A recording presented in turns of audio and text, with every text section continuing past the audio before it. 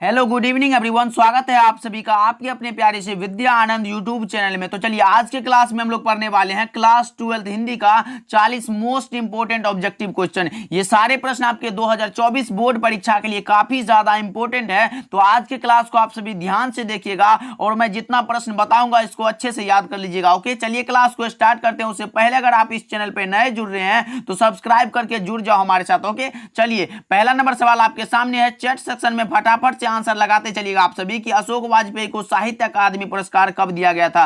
अब बताओ आप सभी कि अशोक वाजपेयी जी को साहित्य अकादमी का पुरस्कार कब दिया गया था। 1991 में, 1993 में, 1994 में या फिर 1996 में। क्या होगा इसका सही जवाब, फटाफट से लगाओ आप सभी। तो मैं बता दूं इसका सही जवाब हो जाएगा 1994 में अशोक वाजपेयी को साहित्य अकादमी पुरस्कार दिया गया था। तो अच्छे से ध्यान में रखिएगा कि 1994 में दिया गया था अशोक वाजपेयी को साहित्य अकादमी पुरस्कार। चलिए नेक्स्ट सवाल की ओर बढ़ते हैं। दूसरा नंबर सवाल आपके सामने है और आज का क्लास आप सभी बच्चों के लिए काफी ज्यादा इंपॉर्टेंट है। देखिए, अशोक वाजपेयी ने किस विश्वविद्यालय से बीए किया था। बताओ आप सभी कि अशोक वाजपेयी ने किस विश्वविद्यालय से, यानी बीए का मतलब हुआ बैचलर ऑफ आर्ट्स। ओके, चलिए लगाइए आप सभी क्या होगा इसका सही जवाब। सागर विश्वविद्यालय, इलाहाबाद विश्वविद्यालय या फिर भोपाल विश्वविद्यालय या फिर दिल्ली विश्वविद्यालय। क्या होगा इसका सही जवाब, फटाफट से लगाओ आप सभी। तो मैं बता दूं सागर विश्वविद्यालय से अशोक वाजपेयी ने बीए किया था। ओके, चलिए नेक्स्ट सवाल की ओर बढ़ते हैं कि हार जीत नामक कविता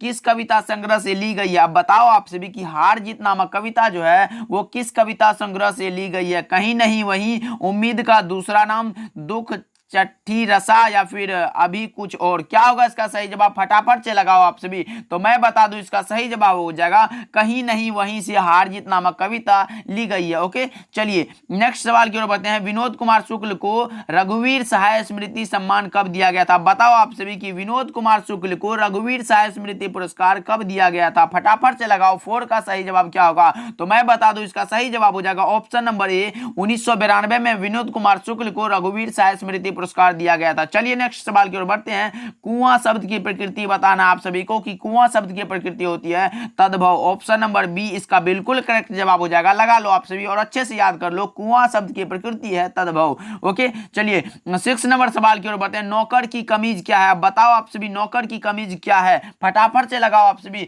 तो मैं बता दूं यह एक प्रकार का उपन्यास है और यह विनोद कुमार शुक्ल की रचना है नौकर की कमीज। ये भी ध्यान में रखिएगा, पूछ दिया जाए आपके बोर्ड एग्जाम में कि नौकर की कमीज किसकी रचना है तो आप लगाना विनोद कुमार शुक्ल। ओके, चलिए 7 नंबर सवाल की ओर बढ़ते हैं। मेहनत का शब्द का विलोम क्या होगा। बताओ आप सभी मेहनत का शब्द का विलोम क्या होगा। ये अत्यंत परिश्रमी तो हो नहीं सकता है, मेहनत करने वाला ये भी नहीं होगा। ऑप्शन नंबर बी इसका बिल्कुल करेक्ट जवाब हो जाएगा मेहनत कश या उल्टा हो जाएगा आलसी। ओके, चलिए नेक्स्ट सवाल की ओर बढ़ते हैं। दिल्ली मेरा प्रदेश क्या है। बताओ आप सभी 8 का सही जवाब क्या होगा। दिल्ली मेरा प्रदेश क्या है, फटाफट से लगाओ। तो यह एक प्रकार का निबंध है और यह रचना है रघुवीर सहाय की। ध्यान में रखिएगा, दिल्ली मेरा प्रदेश रघुवीर सहाय की रचना है। ओके, चलिए 9 नंबर सवाल की ओर बढ़ते हैं। रघुवीर सहाय किस काल के कवि थे। बताओ आप सभी रघुवीर सहाय किस काल के कवि थे। तो मैं बता दूं यह आधुनिक काल के कवि हैं। Option number A is the correct answer of this question.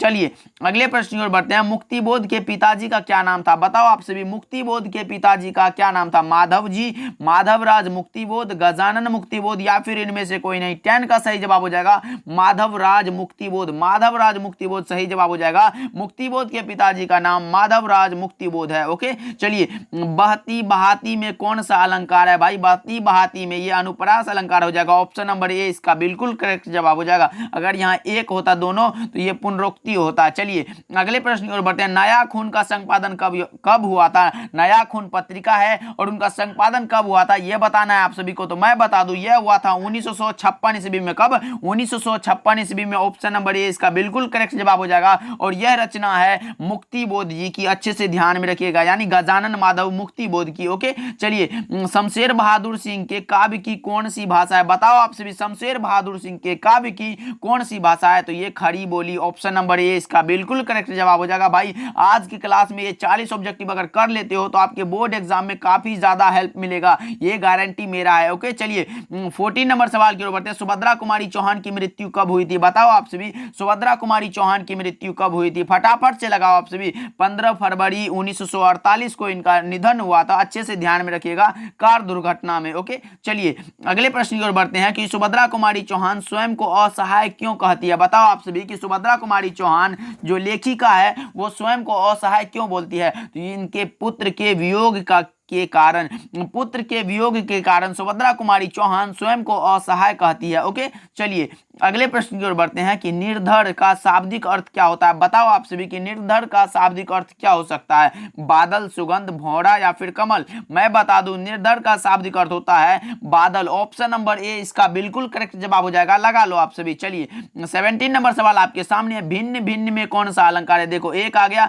ये इसमें पुनरुक्ति लगा दो, कोई गलत बात नहीं है। ऑप्शन नंबर बी इसका बिल्कुल करेक्ट जवाब हो जाएगा। चलिए 18 नंबर सवाल की ओर बढ़ते हैं। जायसी जी बताओ आप सभी मलिक मोहम्मद जायसी हिंदी साहित्य की किस काव्य धारा से जुड़े थे। भाई प्रेम के पीर के कवि हैं मलिक मोहम्मद जायसी। देखो कहां है, प्रेम मार्गी शाखा। ऑप्शन नंबर बी लगा लो, बिल्कुल करेक्ट जवाब हो जाएगा। कृष्ण मार्गी हमारे ये सूरदास जी हैं। ओके, चलिए अगले प्रश्न की ओर बढ़ते हैं। सूरदास के संकलित पदों में कौन सा रस है। बताओ आप सभी सूरदास के संकलित पदों में कौन सा रस है। तो वात्सल्य रस सही जवाब हो जाएगा। सूरदास के संकलित पदों में वात्सल्य रस है। ओके, चलिए अगले प्रश्न की ओर बढ़ते हैं। तमचूर का अर्थ क्या होता है। बताओ आप सभी तमचूर का सही अर्थ क्या होगा। मुर्गा। ऑप्शन नंबर ए इसका बिल्कुल करेक्ट जवाब हो जाएगा, मुर्गा होता है। चलिए अच्छे से याद करते चलिएगा भाई, काफी ज्यादा इंपॉर्टेंट है। देखिए तुलसीदास किस शाखा के कवि है। बताओ आप सभी तुलसीदास जी राम मार्गी और कृष्ण मार्गी सूरदास जी अच्छे से ध्यान में रखिएगा। और प्रेम मार्गी कौन है। बताओ आप सभी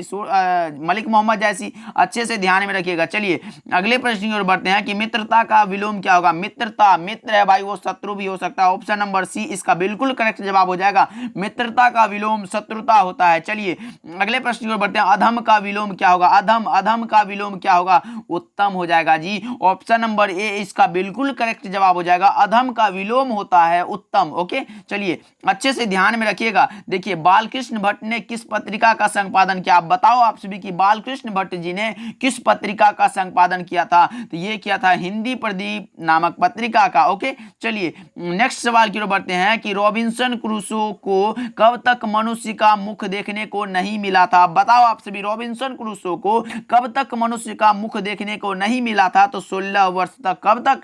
16 वर्ष तक सही जवाब हो जाएगा। ऑप्शन नंबर सी लगा लो, बिल्कुल राइट आंसर हो जाएगा। चलिए 26 नंबर सवाल आपके सामने है। पलटन का विदूषक कौन था। बताएंगे आप सभी कि पलटन का विदूषक कौन था। हजारा सिंह, मुख्तार सिंह, वजीरा सिंह या फिर कुलदीप सिंह। 26 का सही जवाब क्या होगा, फटाफट से लगाओ। तो मैं बता दूं वजीरा सिंह सही जवाब हो जाएगा। ऑप्शन नंबर सी लगा लो, यहाँ वजीरा होगा। अच्छे से ध्यान में रखिएगा। चलिए अगले प्रश्न की ओर बढ़ते हैं। उसने कहा था कहानी कितने भागों में विभक्त है। बताओ आप सभी उसने कहा था कहानी कितने भागों में विभक्त है। तो 5 भागों में। अच्छे से ध्यान में रखिएगा। और उसने कहा था कहानी के लेखक है चंद्रधर शर्मा गुलेरी और इनकी कहानी 3 है, जिसे उसने कहा था सुखमय जीवन और बुद्धू का कांटा। अच्छे से ध्यान में रखिएगा। और उसने कहा था कहानी को 5 भागों में विभक्त किया है। ऑप्शन नंबर डी इसका बिल्कुल करेक्ट जवाब हो जाएगा। चलिए नेक्स्ट सवाल की ओर बढ़ते हैं। जयप्रकाश नारायण मद्रास में अपने किस मित्र के साथ रुके थे। तो यह रुके थे ईश्वर अय्यर के साथ। ये भगवान अय्यर नहीं लगाइएगा, सोचिएगा ईश्वर और भगवान तो एक ही है, लेकिन गलत हो जाएगा। ईश्वर अय्यर लगाइएगा। ऑप्शन नंबर सी इसका राइट आंसर हो जाएगा। चलिए नेक्स्ट सवाल की ओर बढ़ते हैं कि संस्कृति के 4 अध्याय किसकी कृति है। बताओ आप सभी की संस्कृति के 4 अध्याय किसकी कृति है। मैं बता दूं यह रचना है रामधारी सिंह दिनकर की। किसकी। रामधारी सिंह दिनकर की। रामधारी सिंह दिनकर को संस्कृति के 4 अध्याय पर साहित्य अकादमी पुरस्कार भी मिला था। साहित्य अकादमी पुरस्कार मिला था संस्कृति के 4 अध्याय पर। अच्छे से ध्यान में रखिएगा, यह भी आपके बोर्ड एग्जाम में पूछा गया सवाल है। ओके, चलिए कौन सी पुस्तक अज्ञेय की है। बताओ आप सभी कौन सी पुस्तक सच्चिदानंद हीरानंद वात्स्यायन अज्ञेय की है। मिट्टी की ओर, मौत मुस्कुराई या फिर हरी घास क्षण भर। ऑप्शन नंबर सी लगा लो, हरी घास पर क्षण भर। ऑप्शन नंबर सी इसका राइट आंसर हो जाएगा। ओके, अजीत सिंह भगत सिंह के क्या लगते थे। अब बताओ आप सभी अजीत सिंह भगत सिंह के क्या लगते थे। ये चाचा थे। ऑप्शन नंबर सी इसका ऑप्शन ए सही जो जवाब हो जाएगा। लगा लो आप सभी। चलिए अगले प्रश्न की ओर बढ़ते हैं। वैशाली महोत्सव का बीजारोपण किसने किया था। बताओ आप सभी की वैशाली महोत्सव का बीजारोपण किसने किया था। 32 का सही जवाब क्या होगा, फटाफट से लगाओ आप सभी। तो यह किए थे जगदीश चंद्र माथुर ने। तो option number B is the correct answer. Okay, चलिए बताओ आप सभी, सिपाही की मां एकांकी में कुंती कौन है? आप बताओ। सिपाही की मां यह एक प्रकार की एकांकी है, मोहन राकेश की रचना है, और इसमें पूछा गया एकांकी में कुंती कौन है, तो ये पड़ोसिन है जी। ऑप्शन नंबर सी इसका बिल्कुल करेक्ट जवाब हो जाएगा। 33 का सी सही जवाब है। लगा लो आप सभी। देखिए, विनय पत्रिका किनके द्वारा रचित ग्रंथ है? बताओ आप सभी, विनय पत्रिका किनके द्वारा रचित ग्रंथ है? ये तुलसीदास की रचना है। ऑप्शन नंबर सी इसका राइट आंसर हो जाएगा। अच्छे से ध्यान में रखिएगा। चलिए अगले प्रश्न की ओर बढ़ते हैं कि अबूतर कबूतर क्या है? अब बताएंगे आप सभी अबूतर कबूतर क्या है। 35 का सही जवाब हो जाएगा क्या? कविता संग्रह। सही जवाब लगा आप सभी, तो कविता संग्रह हो जाएगा। ऑप्शन नंबर बी इसका राइट आंसर हो जाएगा। और यह रचना है उदय प्रकाश जी की। किनकी? उदय प्रकाश की रचना है अबूतर कबूतर। चलिए 36 नंबर सवाल की ओर बढ़ते हैं कि उदय प्रकाश ने एमए किस विषय से किए थे? अब बताओ आप सभी, उदय प्रकाश जी एमए किस विषय से किए थे? ये किए थे हिंदी विषय से। Option number A right answer हो जाएगा। चलिए नेक्स्ट सवाल की ओर बढ़ते हैं। पगड़ी शब्द क्या है? लगाओ आप सभी, पगड़ी शब्द क्या है? ये हमारे देश की है, यानी देशज हो जाएगा। Option number A right answer हो जाएगा। चलिए नेक्स्ट सवाल की ओर बढ़ते हैं। धर्म शब्द है, बताओ आप सभी, धर्म में कौन सा लिंग है? स्त्रीलिंग, पुल्लिंग, उभयलिंग या फिर इनमें से कोई नहीं? 38 का सही जवाब हो जाएगा पुल्लिंग। धर्म में पुल्लिंग है। ओके, चलिए अगले प्रश्न की ओर बढ़ते हैं। शिक्षा। शिक्षा पूछा गया, शिक्षा शब्द क्या है? स्त्रीलिंग है, पुल्लिंग है या फिर उभयलिंग है? तो शिक्षा स्त्रीलिंग हो जाएगा। ऑप्शन नंबर ए इसका राइट आंसर हो जाएगा। लगा लो आप सभी, 39 का ये सही जवाब हो जाएगा। चलिए 40 नंबर एंड लास्ट सवाल है कि विज्ञान में कौन सा उपसर्ग है? वी प्लस ज्ञान हो जाएगा। ऑप्शन नंबर सी लगा लो, बिल्कुल राइट आंसर हो जाएगा। एंड आज का क्लास आप सभी को कैसा लगा ये कमेंट करके बताइएगा, और अगले क्लास के लिए फुल एक्साइटेड रहिएगा। ओके, मिलते हैं अगले क्लास में।